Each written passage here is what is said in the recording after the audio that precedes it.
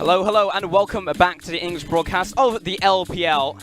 Now, we've just opened up probably, in my opinion, the best series of the week, which is Snake versus Rogue Warriors right here. And it started off in chaotic fashion, of course. Snake drafted a single damage composition, and that came from the jungle, which was a jungle Kai'Sa. Unfortunately, that pick just a couple times mispositioned and ended up losing the game, but it was still damn fun to watch. And we've heard Papa Smithy talk about this in the LCK. Clement mentioned it on the analyst desk. I'm just going to echo it here because I'm in complete alignment, is that with the craziness of the 8-11 meta, with everyone kind of taking these weird role swaps and grabbing champions that they might not normally play, usually it's in that marksman position, your mentality has to change. You know, as SOFM and in the LCK with Deft, you know, he's used to playing the ADCs, he's used to playing the junglers, he's used to kiting back, he's used to diving in. And so when you put SOFM on a Kai'Sa, he wants to play it like a jungler, and that's when you get punished, because you make those crazy dives, you're out of position. Normally you wouldn't be punished so hard for a maneuver like that, but in this type of game, in that type of comp,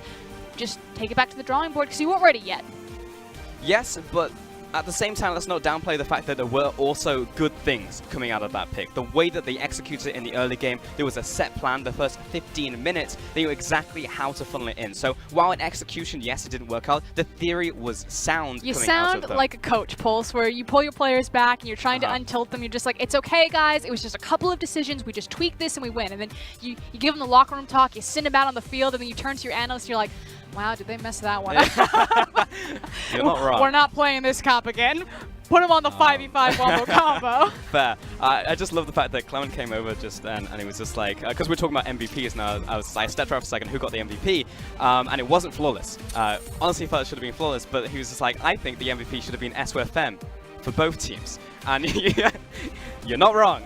Let's get into this second Champions League, though, between Snake Sports and Rogue Warriors. Rogue Warriors actually 1 win away now from escaping from the Snake Pit unharmed. Now, that's a feat that not many people in the LPL actually have done.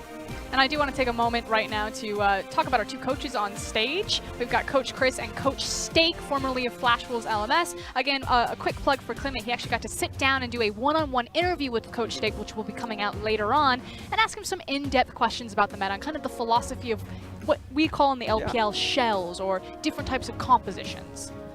Alright, let's get into this one. Snake have banned out Lucian, Talia, and Lulu. Ooh, vaguely familiar. And Rogue Warriors on the red side will take away the Kai'Sa, Rengar, and Graves. All three bans leveraged at SOFM. And of course, we're going to immediately go to Tarek Yi.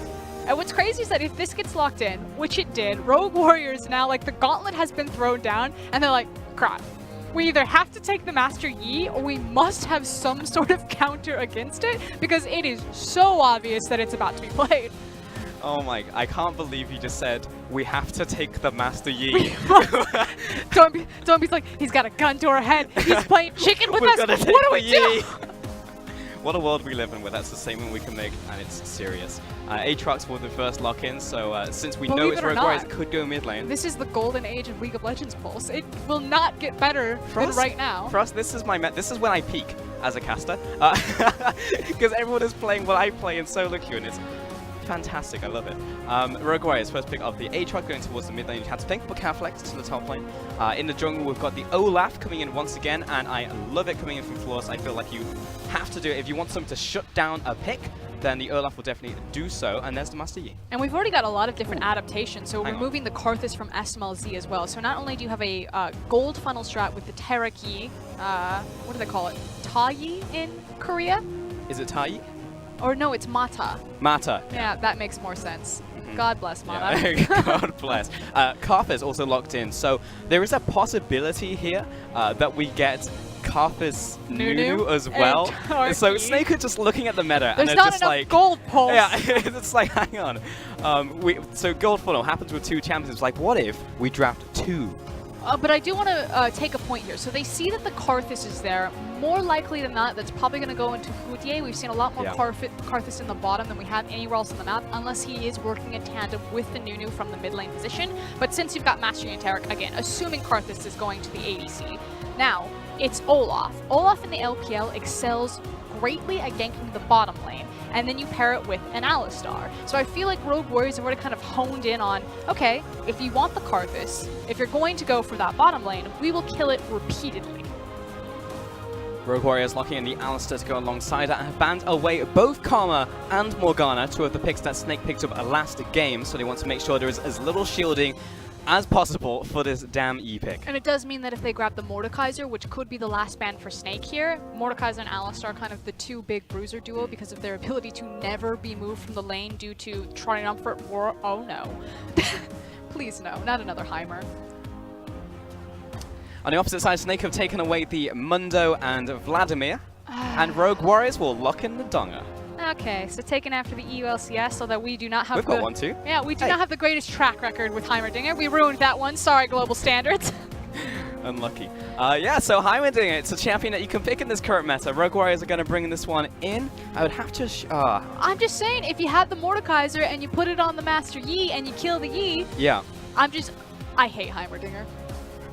I hate the Donger. I hate Singe too. I hate this map. And you've been locked in for us, so this is just not a good game for you so far. That one's most likely going to go to the top lane here, and we're now waiting on the final pick now from Snake. I take it all back. This is not the golden era of League of Legends. I have a feeling that's going to be a support Gragas. No, you can't say it. No, I have it on record. I've got the recording. You can't get rid of it. It's on VOD. Yeah, just I'm going to make it my ringtone. Just replay it. I believe that's going to be a support Gragas. We saw Edward Gaming's Mako pull it out, and he was probably the best Gragas that we've seen in the LPL. Oh, yeah. And we have Imlex She running around, so it was that incredible. If you haven't gone back, watch that game. So taking a look, taking a stack only of cut out the props. parts where Mako plays though, because damn. Yeah, on that Gragas in the bottom lane, but could be swapped up to the top lane right here. And the final pick was Rise in the mid lane for Dawn Bifrost. So I think what's really cool with Snake's composition is their ability to start fights with the Yi. So yeah, Yi himself can just run in once he has all of his gold and all of his items and cause chaos, but with a Gragas as well as with a Singe, like the rest of the team can come with him. You know, there is no getting away from this composition if they ever find a snowball. So that's what's really cool about Snake's comp, is that they are that hit and run type of skirmish oriented team, and with all of these very fast-paced, long-range picks, they're able to do that anytime that they like. You seem confused as you look at Rogue Warriors comp. No, actually I'm looking at Snake and it's not what the comp does as a comp, but it's more like how are they going to execute the early game, right? So, because Karthus is in the mid lane with Tarek in the bottom lane, but then is that actually going to... Right, is that going to be the lane assignments, because you need, obviously, for the Yi and the Tarek to be together? Karthus will go bottom. Right, and exactly. Tarek will walk mid. It's just, again, they're running dual supports, and so they Correct. put Wogo on Karthus because he's a career mid laner, and then they have Houdier and Maestro as career support players. I'm just getting it right in my head because I know there's a lot of people with me right now looking at this comp and then also looking at the players who are playing the composition and be like, hang on, something doesn't add up here. But yeah, let's take a second to talk about the Rogue Warrior composition, because of course we have to touch the Donga. I mean, there's no escape from it. At some point we just have to. He's got a lot of push potential. His damage, especially when he's fighting on his turrets, can be very surprising in terms of his burst. And he can reliably, not reliably, but he can put out a decent amount of CC. So my thing about Heimerdinger is that I feel that he's still relatively binary, like a champion like Aatrox, where he kind of does one thing and he does it really well. And if you change up the situation, he suddenly isn't looking so hot. And when you look at Snake's comp, you know, the ability to throw out a cask and knock someone out of position, maybe away from their turrets, or you have someone like Singe who's just gonna fly in and fling a little immobile Donger over his shoulder. And then you've got someone like Master Yi, who no one can stop him. He's going to two-shot you anyway. Can't stop, won't stop. Yeah, the way I talk about Donga is that he's very much a champion that you have to run towards, right, for him to be effective. Run in the same, into, yes. Exactly. So in the same way that like Alawi and Darius before he was good, if you run into him, he's going to mess you up. If he's set up correctly. If he's set up, yes. But you can store them. And that's why typically you'll see the Heimerdingers max the turrets first, so you can actually have a stockpile, drop them, and we're like, now what? Step up. All right, let's get on to the Rift. We can take a look at this majestic deer as he is taking a look at all the champions on the Rift, and I'm going to give it over to the crowd.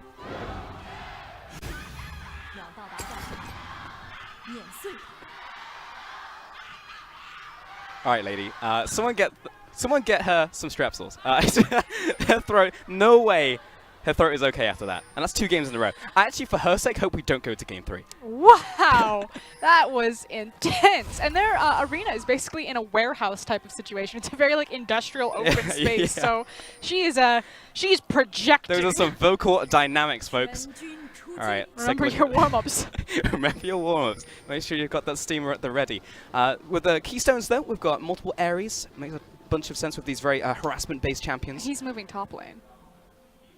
They're doing a lane swap.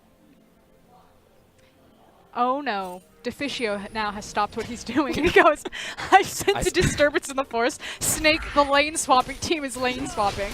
So we've had a couple of lane swaps in the LPL. Now, reminder, they haven't shown it just yet. So Mouse isn't aware that Hudier and Guoguo are about to rock out of this bush. Mouse is like, oh, I'm just having a nice time farming, and oh god, what's that? It's Karthus and Gragas behind me. He's got body slam. He comes in with the flash, and Guoguo, he's going to be on point with these Skittles. Oh, the prediction! And he still escapes! Guoguo! Ah, it's a high pressure, tense situation. It's a thick wall. His finger slipped. Couldn't click. Oh man. So, wait, what actually happened there? It's a lane okay, so it's a lane swap. Mouse was ganked. They burned 2 flashes. Yep. Karthus would have killed Rise, but he needed to stay in range of the Skittles, but he failed his flash, just face first into the thick wall. And at the end of it, Mouse the better player. He made it over the wall. That's fair, and it all came down to just being able to flash a wall, even though he nailed the predictive Skittle. So here's something that I really wanted to talk about. I thought that this was the next evolution of the gold funneling strat. Not just playing, you know, the Karthus Nuno or the Terraki or whatever combination you're going to do in the mid lane, but to initiate a lane swap. And the reason why is because it splits the map.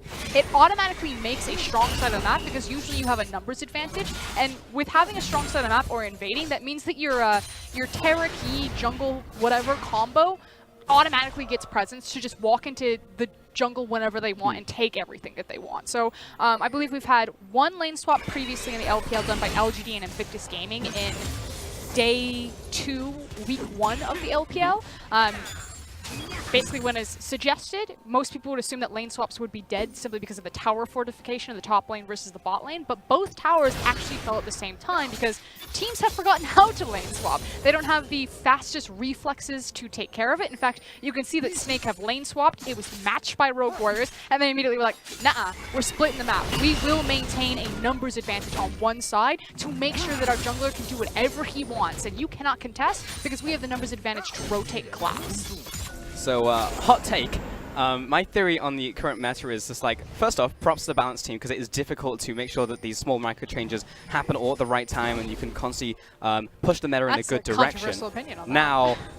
Now the second part of that statement is that I think this is everything breaking because over time you change tower fortification, making sure that lanes stay in the right lanes, and then when all that compounds, you get a meta where people are like, wait, there's like 1,000,001 different things that we can do now, like Hudier walking into the enemy jungle and getting caught out by Flawless, who is level 4, jumping over the wall. Hudier will be okay, but drops down to half. It was a good read from Flawless, recognizing that Karthus and Gragas don't have their flashes, so they are fairly easy pickings, especially when you have a Rise who's now, what, level 4? So he has access to his root. Guoguo stuck in place against this 2 versus 1. Flawless flashes forward, takes the tower shot, will go down to Karthus in a 1-for-1 trade. Yeah, a bit overzealous. Remember how I said that Rogue Warriors like to force things, even when it's maybe not the right time to do so? And let's double down. Doinby coming into this one, but he does have the passive up. He just needs to make sure the mouse doesn't die to the tower. Don't worry, it's an execute, and Doinby will finally get that kill. And now there's a teleport. Are you kidding me? Doinby walking away from the tower should probably just disengage.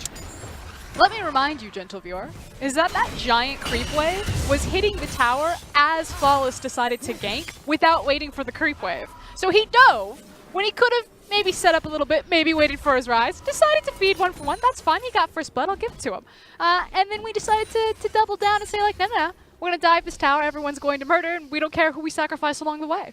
But this is Rogue Warriors down to a T, right? It's just like, get in there, let's get bloody. You know, Snake are just like, what are you doing? They have the board where you have, you know, like the square and the triangle and the circle shapes, and they have a star-shaped peg, and they don't care. They are jamming it through one of those holes. I'll tell you what, Frost, they got it in. Alright, Guoguo is going to go back into this jungle with Hudier and actually take away these camps right now. Because when is Master Yi ever going to go down to the bot side of the map? Answer, never. So we'll take these ones away for you. Also fairly easy to jungle with Karthus. I miss jungle Karthus. That was the true golden era. Hang on, what season was that from? Season 1, Season 2? We went all the way back there. Yeah. That's an odd one. Throwback. That's what FM. I saw you missed that cannon.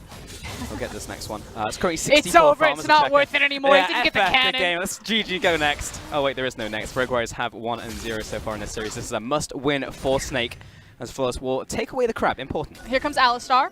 He needs to just go in. Wow. Well, they saw the ward. I think the call came in there from Flawless that I'm just going to take away the ward and maybe look for a rebank. It doesn't matter if he sees the ward. Karthus and Gragas don't have flash.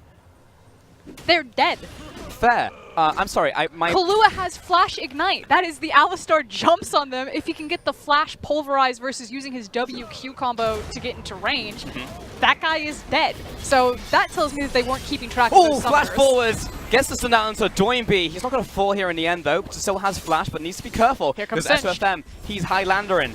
And he's His ult. looking for some Doinby right now. Well, Flandre, he used it, Mega but- Adhesive. But he should try and zone away from the tower. That's a goal right now as Flawless comes into the mid lane. Poor Flawless is just on fire duty. He's putting it out in the bot lane. Yep. He's rotating over to the mid lane. This guy is playing every single position right now. And he's doing it well. Flawless is definitely stepping up to the plate. Kahlua is even chiming in for a bit of fun as well. Maestro and SOFM actually once again going to group up alongside the Singed and take away as much as they can, as the Rogue Warriors rolling bands is now going to go into the bottom side of the river. No one has told Mouse, though. This guy did not get the memo. He has TP, so he could join his team, but he has Tarek and Yi behind him, as well as Singed walking back up into this lane. And if Rogue Warriors showcase multiple people bottom, which it looks like they're going to pull off of this play because Doinby has gone back towards the mid lane, Mouse would just be left open. Or would have been left open. Would have, yeah. Shoulda, woulda, coulda. As Flawless will take away that red buff right here. And we'll, at least one of us will go for war and we'll be Flawless.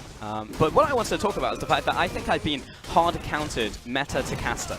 Because I look at the bottom lane in terms of the HUD on the side, and I look at the summoners. But that's not necessarily the bottom lane. Oh, I see. Yeah, so I'm just like, yes, all summoners up for Bragg, no. So, as you can see, it's a bit of a problem. So I'm going to need to find a new way of tracking summoners. Yeah, our HUD guy is not next level like LCK where things get dragged around. See, I don't know if even that's the best thing to do, though, because mid-game you can swap up the assignments. Like, this is what Rogue Warriors did in this game. Mouse was in the top lane, he was like, no, screw this, and then went back to the bottom lane. Now, the people who are really getting screwed over are our poor stats guys. Like, think about this. When you want to keep track of, you know, CS differences, or especially when it's defined by, like, champion position, and people are swapping lanes in matchups pretty much 3 times a game. We've had, what, 3 lane swaps alone in this game as people are trying to find the correct matchups, just playing musical chairs on the map. Those poor stats guy. You can't track that. What are you gonna do? Nope. Shouts to Tail, by the way. May your soul rest in peace over the next few months. Shoutouts to Chloe and Connie. Godspeed. Yeah, poor. Yeah, best of luck. Anyways, in the bottom lane, Esmalzi and Kahlua pushing in this bottom wave once again, as the Heimers want to do. And Kahlua, get the hell off my ward. Hey, I said back wants up. to let it get its Back up. No. Hudia shows that he is the alpha in this situation. Kahlua is going to remember that. I'm surprised that there hasn't been more kills in this bottom lane. Again, when I looked at Rogue Warriors composition, having the Alistar as well as the Olaf, especially because Karthus and Gragas didn't have their flashes early on, should have just been a giant bullseye over them. But again, Rogue Warriors, I feel like they forced a little bit too hard, put them at a disadvantage on the back foot, and credit to Gragas and Karthus also playing the lane very safely. You can see that Heimer right now on his map, he's basically got the wave like zoned out, and immediately they just go into the Krug camp. Like, it's not even worth it. We're not going to go near it. It's fine. It's yours. It'll eventually push into us. Take a look at this. Mouse has read the situation, but he's about 2 seconds too slow because SOFAM's already found him. Trying to go nice sidestep outside of the stun. The razzle dazzle right there. And he'll take the teleport out. Meanwhile, in the bottom lane, Rogue Warriors will take the opportunity to take down this turret. Just breaking ankles up there, Mouse, and he did a good job because, again, that was the one trade that Snake could have made on the map. They're not a bloody team. They're not a fighting team. That's Rogue Warriors. They're a trade objective type of team, and you can already see they're setting up for it. They've got the proxy farm on. They're going to take the tower. And Tarek and E just hanging out. What is this? I don't like the name Mata. I want a different... I mean, you know why it's Mata. We all know it's why it's Mata. Because it's Master Yi Tarek. Yes. Yeah, Mata. Yeah. And I got Mata. it. Oh, tell me more. And, that's what I was trying to say. Don't hurt me. Top lane's going to be pushed in here, and Snake will even up the tower totals 1-1. And I want to see what this Heimerdinger does, because I feel like the Heimerdinger was definitely trapped in the bottom lane, and you're absolutely right. Rogue Warriors weren't able to double down on the fact that you can't push into a Heimer if you're Snake, because they kind of went too hard. So now the Heimer is unlocked. Let's see what he does. He's going to go into a different lane, and he's going to push that one. He's gonna, yes, no, I get that, he's Frost. He's going to push it, and they're going to go underneath them, and they're going to place a safety net of vision. Yep. And Snake are going to be totally fine to do this until SOFM is ready to fight. I feel like that's what I wanted to hear. He's a submarine, and he's gone under, and he's like, I don't know what submarines do under there, but eventually he'll resurface. And when he surfaces, that's when things will get exciting. Yeah, it's pretty much that. That's why I was trying to bait out of you there. I should have used a different analogy than submarine, like a whale or something. Yeah, I'll give you some time. It's alright. I'll talk for a bit and you can come back to me. Mouse into this bottom lane now, swapping up, getting all this gold over to himself. As you said, this Heimerdinger is in the top wave. Beluga Whale, maybe. He's going to push in this wave. He's got Flawless also underneath him with this vision, also as a mobile ward, because you can actually see the SOFM and Maestro on the way to the top lane. Would you like a fun fact about beluga whales? Sure. They are the only whale that have a neck, and so they can turn and look at you. Really? Yeah. This isn't like that time that you told me a fact on air in Australia. No, it's absolutely when you were like, true. That did was you true. know that crocodiles can run in the straight line at 60 miles an hour? And I was like, really? No, So Pulse. it's an actual trip? It's natural? Okay. But Flawless is running at 60 miles an hour Yeah, towards this absolutely. mid Yes, this tower. guy is running so fast into this mid lane. We'll be able to take this one down. Zombie has to jump away there. It's got to be careful of Hoodir's Flask. Yeah, so the issue right now is that Snake aren't grouping up. They want to continue funneling gold, and so Rogue Warriors are taking complete advantage over this and basically just moving from lane to lane to lane and chipping away or getting serious damage onto these structures.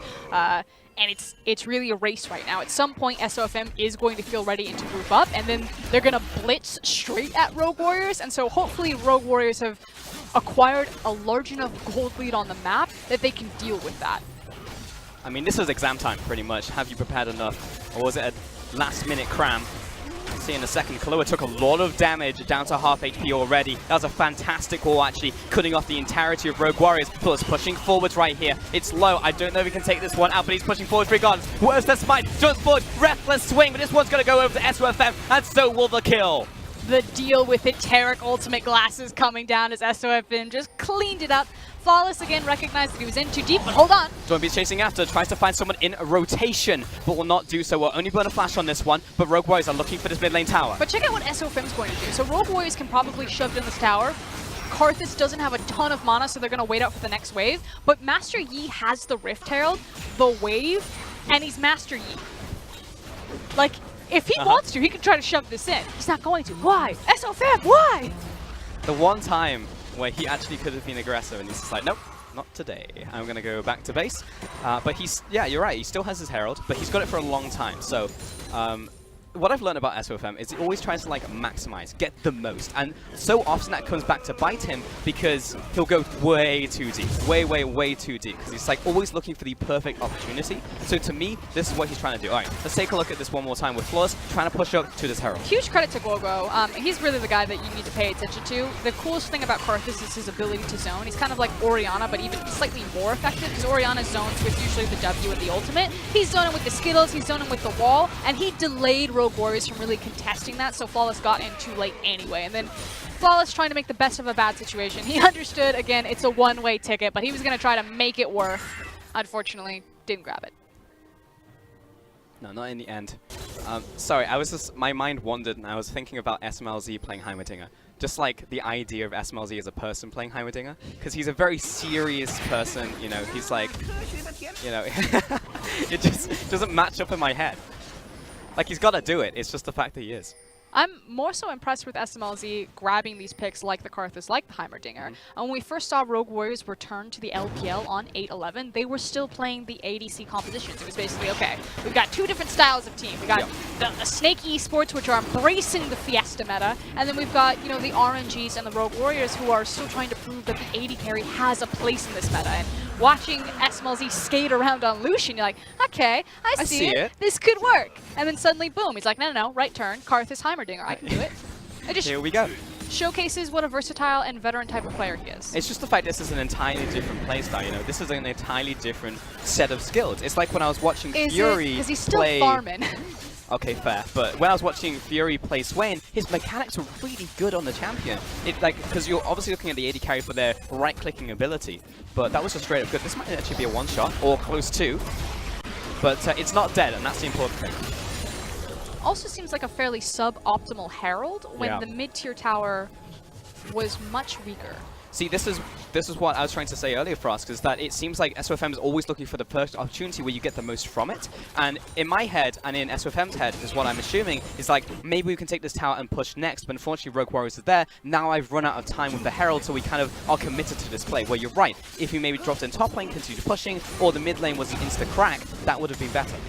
It's hard. SOFM is a player that I need to watch a lot of tape Yeah. of to really understand, especially on big patch changes, just because he has such a different way about thinking about the game. So I try to stay away from criticizing SOFM because, again, he is a genius. It's just kind of like, what type of genius? If you judge a fish's ability to climb a tree, is it really a genius? I mean, he is a mad scientist at the end of the day, Frost, and that's the thing, because you're right, it's difficult to say was that a good thing or a bad thing, because in 5 games' time, you'll look back and be like, that was a genius play. Either in that game or this one. He's our Time Lord of the LPL. Yeah. You got Genja, we got SOFM. That is a great analogy, actually. He really is the Time Lord. Eventually it comes all the way back around. I'm still waiting for a theme, Zach, but maybe I'll get it. Yeah, but maybe one time it will actually happen. But SOFM, this is the time. This is time to shine. As I stumble over my words, because now it's all coming together. He can actually use all of those crazy things he's done before and cram them into these like 2-4 weeks or whatever it is. We're also at a point on the map where things have broken up, where he's no longer buddy-buddy with Maestro on the Taric. So you can see SOFM, he's spending a lot of time by himself, you know, moving from mid, moving to top lane. Although as I say that, Maestro's like, no please, I have nowhere to be on the map, take me with you. But he could very easily just pair around with the Karthus. And I actually think Maestro is wasting, frankly, a lot of time. They're trying to use SOFM as a bait, which is why he's sitting back in Fog of War, just in case he gets ganked. But they're using it as a bait to kill, because obviously SOFM has Flash as well as his ultimate, so if he does get ganked, he'll just run away. They want to start a fight and then have Taric have the ultimate and be like, haha, surprise! And then the composition turns online, just like that. But what this means is that Maestro's not spending time placing down wards, he's spending time trying to set up traps with SOFM. And eventually, if Rogue Warriors do find these avenues like Flawless doing right now, where you get underneath the vision, then suddenly that type of play and that type of style is not worth. The kettle screaming. Like, no one saw Flawless there. The pot is boiling over. We're about to have a fight right here as Doinby is moving towards this wall, but, I mean, Rogue Warriors don't know really what to do about this wall of pain. Do we push through it, or do we just allow Hudia enough time to rejoin his team? And it's the latter. Bit of a misread, though, from Rogue Warriors. I like the fact that they were zoning, trying to see what they could get. But the fact that Mouse pulled over instead of pushing down the mid lane, because it could have meant the difference of, you know, 15 seconds you're here earlier on the bottom side. So if this tower falls because this banner creep hits it, Mouse was out of position on the mid lane play. He should have been mid and not following his team zoning them off. Damn it, Mouse! Come on, man. You had one job. If I'm Steak, I'm writing it down right now. 19 minutes. You rotated top when you very clearly should have rotated bottom. It's going to be hearing the end of that one at the end of the game. Well, no end of that one by the end of the game. It's fine.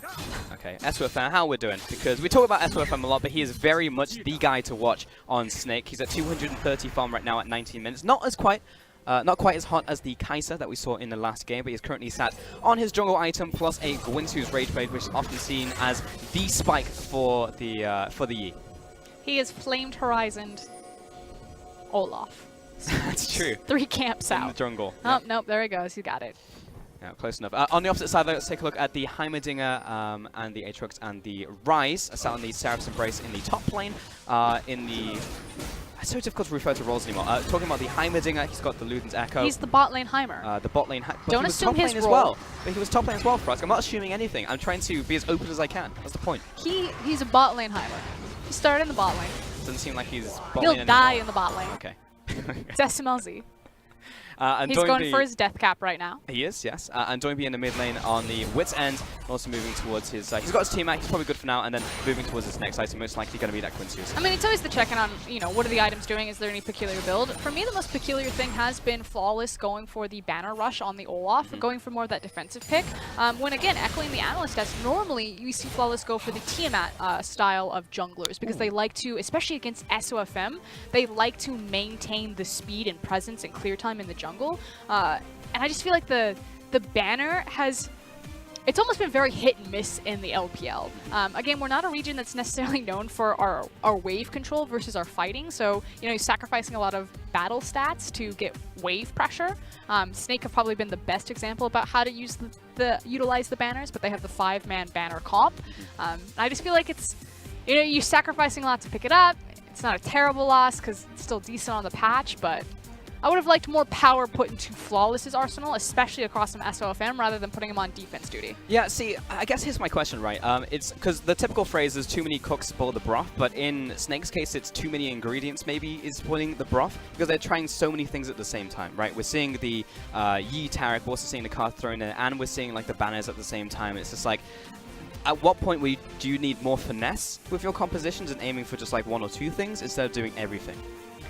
I mean, it's a nice stew going on. I do like the fact that ultimately, it's a stew on the broth, though. That's the problem. As a philosophy for what Snake are doing with their compositions, I'm actually in a lot of alignment with. I think they've been a great team to watch. I think they're very interesting in trying to break the meta. Rogue Warriors, though, playing a bit standard. And here's the thing, people will look at the 8-11 meta and they see all these like wacky, crazy, random picks like, oh, it's such a fiesta, it's so crazy, everything's about the matchup, which is true to an extent. But for me, the meta is actually much more clear-cut. To me, I would define it as a resource meta. I know Clement's been using the word meat grinder because there's so many bruisers and kind of how the fights are playing out, where 2 teams just clash into each other and one gets ground up and one survives. But the fact of the matter is it's defined by the river control. It's defined by the Scuttle Crab. It's defined by Rift Herald, by Baron, by these towers. It's about snowballing the gold through the monster and structure resources on the map. And if you can acquire that through having 5 Banner of Commands, or through funneling all of your gold and grabbing hold of the enemy jungler's gold, or by playing Heimerdinger, that's what you're going to do. It is not about the Heimer. It is about the fact that Heimer can have perma-shove and take those structures. And that is what League of Legends is about. Not killing each other, not the crazy picks, it's about the gold. And where is the gold? It's in the structures. And the kills I feel like we do get nowadays are kills of necessity that will be around the fight. It's just like, okay, we now need to go toe-to-toe, or it's a surprise kill a la Snake, where they'll actually come with these compositions like Babush can and actually just surprise you because you weren't aware of the kill threat. That was a short pause, lucky enough, and then we're going to go back into the game right here at just around 20 minutes. 2-2 in kills, so really just hit your point home hard there, Frosk. But at the same time, in terms of the objectives, an equal amount to the kills. Yep. And again, objectives don't just have to mean the towers. It's every resource on the map. Your jungle camps, your scuttle crabs, your creep waves, your towers, your rift heralds, your barons, your dragons. But it is not the enemy champions, which for the longest time in the LPL, it was about the enemy champions. We were the fighting region. We'd bait you into a fight, we'd execute it perfectly, and then once you were all dead, then we would take all of your stuff. Now it's who has better river control. Well, if you do, you're going to get the Scuttle Crab, and you're going to slingshot yourself and get the EXP gold advantage over the enemy jungle. And then you're going to use that to walk into his jungle. You're going to take all of his stuff, and he's going to fall further and further behind. Oh, flash forwards there from Flandre. He saw the slowdown Heimer, but SMLZ just managed to escape from the Mega Adhesive in time. He'll flash away and flash traded. So, well played by him, but now that initiation is obviously not going to be available for the next 5 minutes here for Snake. And they were trying to get that right into the ocean. See, they're always going to be focused around these objectives, no matter what it is. Slow down barrel there onto Kalu as he pushes forward the rest of the team. Flawless is going to sprint his way in, just not get the smite down, secured by SOFM, and SOFM has the ultimate on top of him, but he's actually waiting for the Q right there. He was in alpha, and he will stay in alpha. Now he's getting chased down by Kahlua. SOFM will get killed by Flawless, who was waiting from over the wall. Requiem comes down to even up the fight, but SMLZ, he has a way to survive, and Mouse will find 2. Huge blunder there from Maestro. He had his flash available, he wasn't able to get to safety, and I believe the Tarek ultimate didn't go off. And that would have been a game changer there, as now with Kahlua very full health and Flawless having access, never mind, to Honey Fruit, they're going to turn on the Baron. I mean, sometimes life gives you 2 honey fruits, and with that you take a Baron. And He's got 3 over there. Yep. Goembe's like, it's fine. There's some That's a midnight snack right there. Or whoever needs it after this Baron. But this one is totally dead. There's nothing, no way that Snake can contest this one. There's no Requiem even. So Rogue Warriors get themselves a fight and a Baron. They didn't pick up the Dragon, but honestly, who cares? And retaining true for this series so far, out of the 3 Barons that we've had in Snake versus Rogue Warriors have gotten 100% of them so far. So Flawless the God finding the steal in game number 1. It's a much cleaner game number 2 because they pick it up off the back of a team fight. It is indeed. Now, I really want to take a look at that fight one more time because... I saw the Taric ultimate coming down, Yes. and then Maestro died, and I was unsure about the interaction if it would cancel the Taric ultimate. So I'm going to be watching Maestro. Okay. It's interesting that Flawless misses the smite when I believe it was smited to like 10% HP. All right. Yeah, Maestro just dies. And that's what happened. See, I want to actually pay attention to what happened to SOFM because we panned down to watch the chase come in here from Mouse, but actually, again, we missed it. But SOFM jumped over the wall, and he was actually taken out by an Olaf who predicted the flash. So they actually just... they sandwiched him straight up. So Rogue Warriors were constantly thinking inside these team fights. And again, Flawless is so cerebral in these games, not just in terms of the macro, when he approaches, when he leads, but during the fights as well. And it's going to be such a punishing Baron. Again, the Banner of Command from Flawless, they have a massive wave stacked, they put the Baron onto it, and a 24-minute inhib, as well as a possible mid-inhib break, or mid-tower inhib break. Yeah, if it's both, even tower? better. Oh, I hate the tower name. It's alright, when we get to break, we'll come out with the correct. I just gotta start writing it on my hand. I always mess it up. Like an exam. But unfortunately, we're on camera for this exam, so people can see. That's fine. I have no problem. Yeah. Just holding up the paper. Tattoo it. So it's always there for the rest of your life. Oh, you're right, and then no one will question it. Exactly. Because I've got a bunch of tacky tattoos anyway. They're not tacky, but Not the yeah, memories. that's a way around it. My producer's like, please get on track. Okay, we'll do so. SOFM pushing up the top lane right here. The inhib did go down there from Rogue Warriors, so they broke the top lane, but now they're looking for a mid or bot lane. I'm expecting the bottom lane just because it's an easier way to take the inner tower, and also if we get ourselves a free Singe, I guess that will be fine too. Kaloa comes in at the speed of light, knocks him against the wall, knocks him up in the air, and Flandre actually for a second just stands there and is like, okay, I get it, guys. I understand I'm CC'd and I'm dead. To be fair to Flandre, I mean, he wasn't really expecting he was going to die there. He's like, I'm singed, I'm tanky, I'm fast, I got the Reverie, I'll just fly out of this situation. He was trying to get the wave pushing so that Rogue Warriors would lose valuable time on their Baron, so I like the idea. Naturally, the execution, not so much. Is there a project event going on right now? I just realized these are project minions. They've always had project minions. It's like our top Reddit comment in every single LPL thread. Is this where I go back and look at the last 300 games and realize that I've just missed it all this time? Yeah, conspiracy theory. Not every LPL game, but since 8-11. This is... Am I on the Truman Show right now? Like, what's going on? Because we've got this cannon just sieging down this turret, and Flawless, he's playing bodyguard. He just needs to stand in front. What skill shots have you got to try and take down the cannon? Carthus Skittles? Good luck with that. You're not getting anywhere near me. Square up.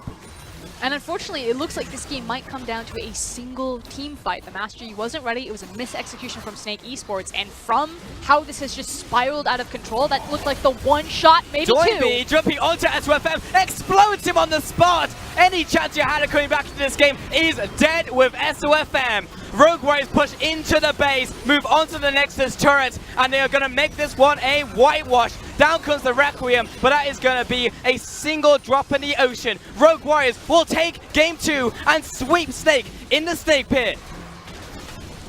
Absolutely dismantled. We had some questions. You know, Snake, Dom said it on the desk. If any team can pull down Rogue Warriors, it should be Snake Esports. They're looking very comfortable on the 8-11 meta. They've come thundering into this week, but Rogue Warriors, uncontested, have taken down TOP and OMG, now have finally taken their first challenge. And Drew Blood saying, yes, we are a top-tier team, we are ready for Rift Rivals, and you better know our name. To be honest, this is the one team that I think is the measure for Rift Rivals. And as weird as that is to say, when you have teams like, you know, Victor's Game, RNG running around. Mouse knows how that feels. She's like, man, normally I'm the guy that's dying all the time, getting ganked. How's it feel, buddy? I love it. You still let that tower fall at 19 minutes. Top laners unite.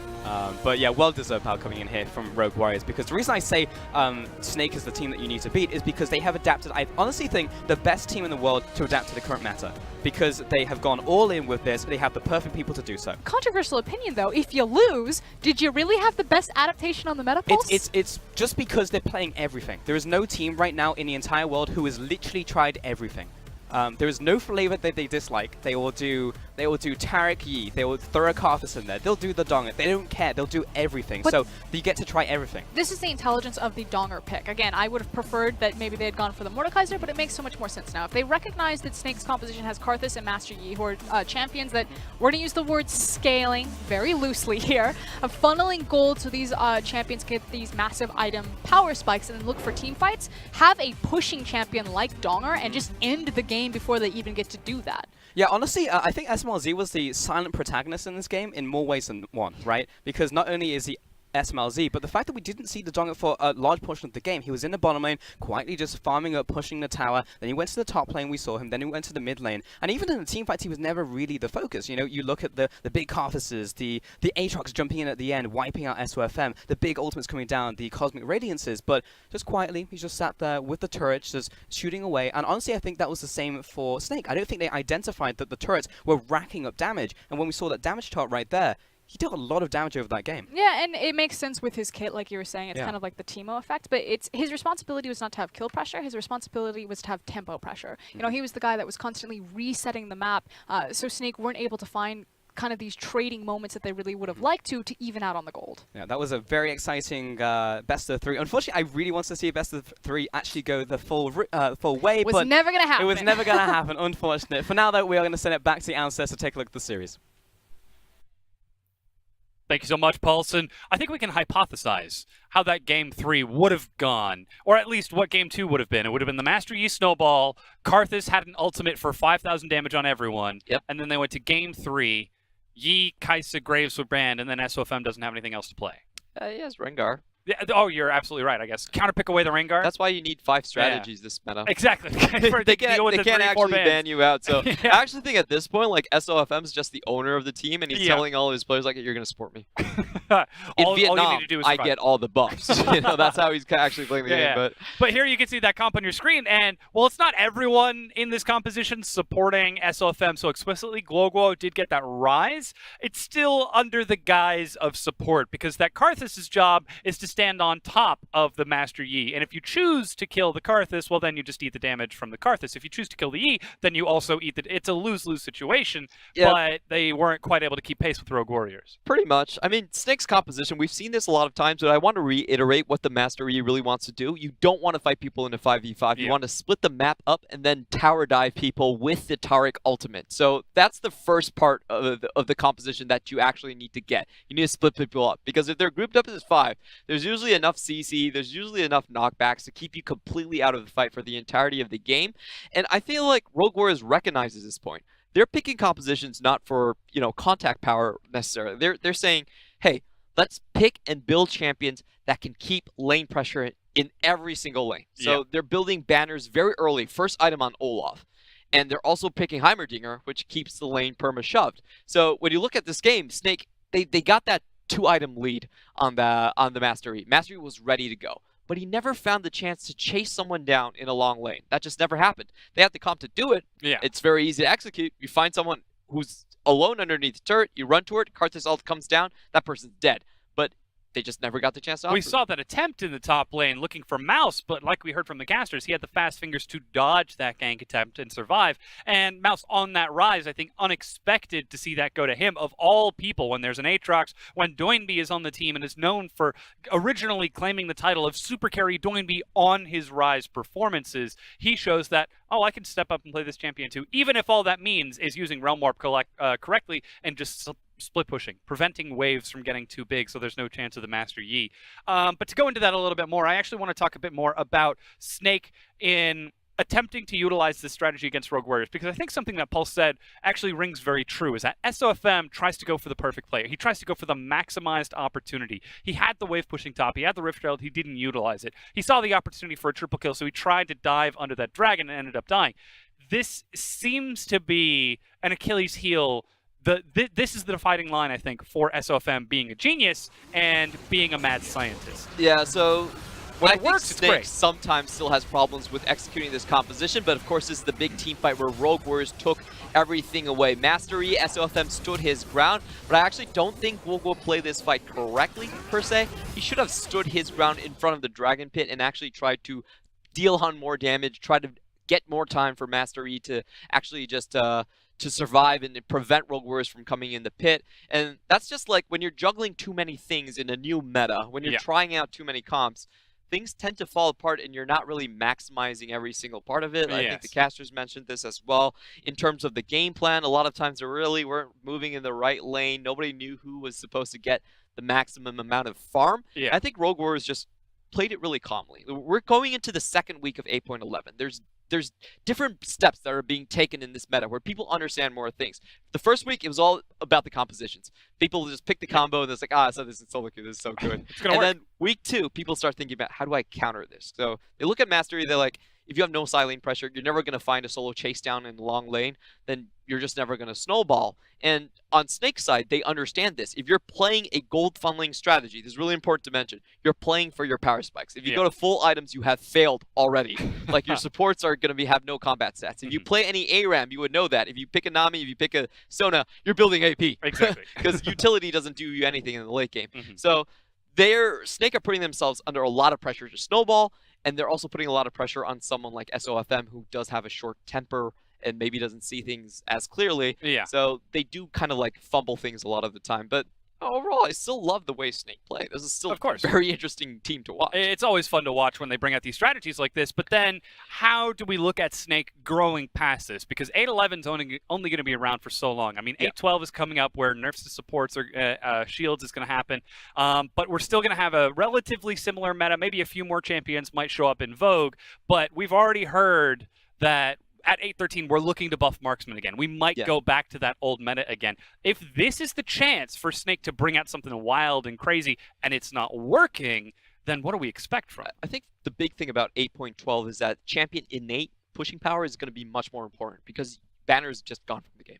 You can't do what Rogue Warriors did to counteract what Snake was doing. They had a Banner command on their jungle as first item just to get the bot lane pushing and deny the chance for any like long lane rundowns. And with that out of the game, you're looking at champions that can push harder themselves. So Anivia's been coming up, Lyssandra's been coming up, champions with a lot of split pushing power to kind of deny compositions that like to run people down. So I think that's a big thing you want to look forward. But overall, 8.12 is a fairly minor patch. Yeah, well, we'll keep our eyes on that. Our MVP for that game to victory will go once again to SMLZ, this time on the Heimerdinger. A Heimerdinger Karthus MVP for SMLZ of all people. Does that look like the face of mercy? What has the world come to when SMLZ, the second best ADC in the LPL, has to go, okay, I'm going to pick a Heimerdinger. You know, I have these great mechanics. I can show up on a good day, even against Uzi, but I'm going to pick a Heimer just to push my lane.